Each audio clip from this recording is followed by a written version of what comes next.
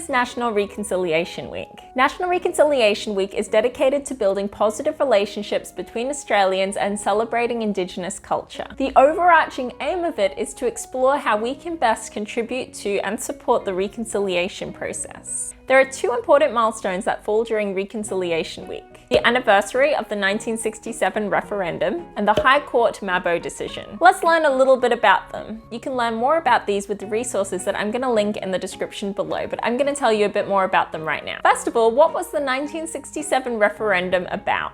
On the 27th of May 1967, Australians voted to make two changes to the Australian Constitution. The first change made it so that Indigenous Australians were subject to the same laws as the rest of the population. This meant that Aboriginal people and Torres Strait Islanders were now protected by the same laws that protected the rest of the population, whereas previously their rights were inconsistent across states. The second change made it so that Aboriginal and Torres Strait Islander people were now included in the census. This was significant because it gave them more visibility and access to essential services and funding that they were previously deprived of. It's important to mention that these changes exemplify a step along the road of equality and justice. National Reconciliation Week is a time dedicated to bringing Australians closer to that goal of unity, while still reflecting on and acknowledging the darker parts of Australia's history. So what was the High Court Mabo decision? When James Cook and the British landed on Australian soil, they declared the land terra nullius, which means no man's land. Such a declaration denied that the Aboriginal and Torres Strait Islander people already occupied the land. This also meant that the British occupation just went ahead without any treaty or payments. However, it was on the 3rd of June 1992 that the High Court of Australia reviewed this decision, deciding that it had been wrong for terra nullius to ever have been declared. This recognised instead that Aboriginal and Torres Strait Islander people are the rightful owners of the land, and it was theirs long before the British arrived. This decision was called the Mabo decision, and it is one of the key events celebrated during National Reconciliation Week. So what does reconciliation mean? By definition, reconciliation means the mending of a damaged relationship.